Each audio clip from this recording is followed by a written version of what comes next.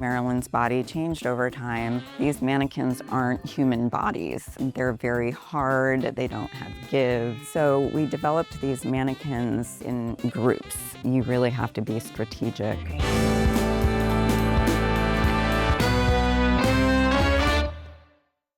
A lot of mannequins that museums have historically used are mannequins that were developed for retail use. Most of the commercial mannequins are 5'11", meant to be on a more runway model form. We're dealing with actors, and actors come in all shapes and sizes. Marilyn was about 5'5", so they really need to be customized to that clothing.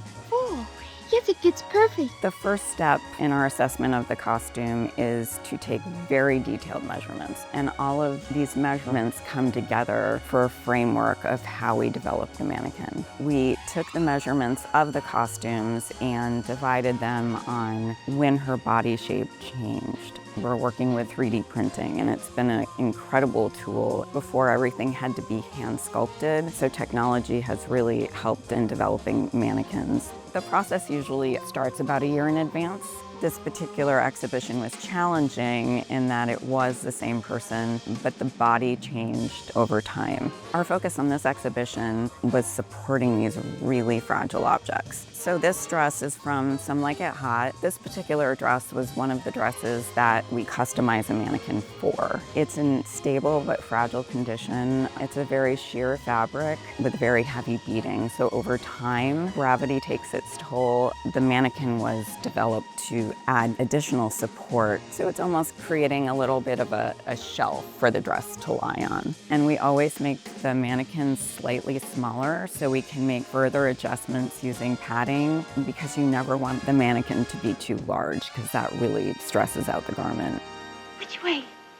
So here you can see the prototypes leading up to the final mannequin that the Some Like It Hot dress is mounted on. And you can see how we marked up each mannequin for the designer to adjust as we go along. With the first, it was made too large for the garment. We took the mannequin shoulders down and also taking down her rib cage. And so this is the second version, which you can see is significantly smaller, and we also had to adjust where the arm's eye was, so making that smaller so it doesn't pull on the sleeve openings of the dress. And so this is our final tweak to the mannequin. When looking at the garment from the side, we realized that this kind of raised up where it should have been sloped to create the silhouette that Marilyn had at that time. So this is the final prototype, which we used to try on and for fit.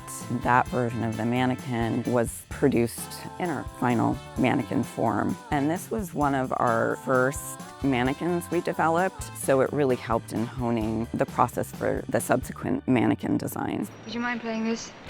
We developed the poses in collaboration with the curators. The curators develop what their ideal pose might be. Our job is to look at the garment and what we can safely do with that pose while doing our best to represent the curator's vision. This is a mannequin that was customized for the white dress from the 7-Year Itch that's famously known as the subway dress. You can see here that in order to make the dress look like it's floating up from the air, our mount maker has created this steel armature. Over the steel armature, we're going to use this really flexible aluminum wire mesh to create the undulations and the flow of the skirt. Isn't it delicious?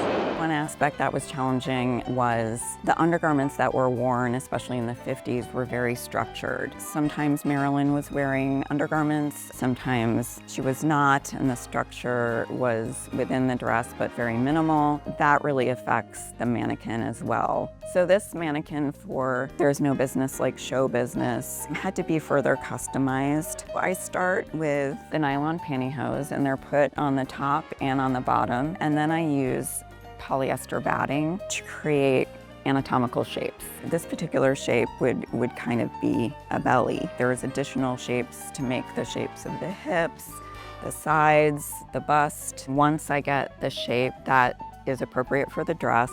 It's all stitched down so it doesn't move during the course of the exhibition. We have one reclining mannequin. The dress was extremely fragile. It's from The Prince and the Showgirl. This is something that could not take displaying vertically, so our solution was to mount it reclining so the dress would be supported. Would you please give me a hand? I'm sort of stuck.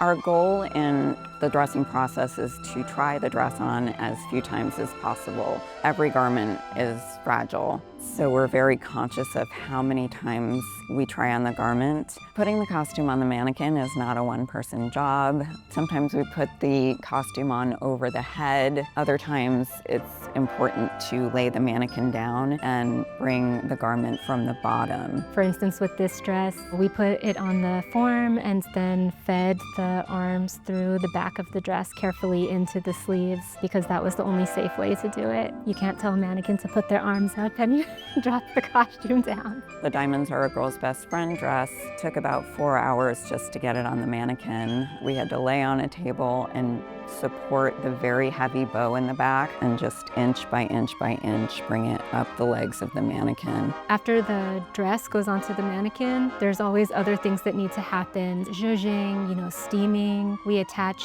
the accessories, so bracelets, the prop shoes. With this dress, it actually also has a big headpiece that's original to the dress. After the 3D hair is connected to the mannequin, we're going to mount the headpiece to the hair so that that can also be on display with the mannequin. When a show like this goes up, there's going to be a really big feeling of satisfaction, knowing that we put in the time to do our best to keep the objects safe and to contribute towards their long-term preservation because Marilyn Monroe is very loved and has an important legacy to keep alive.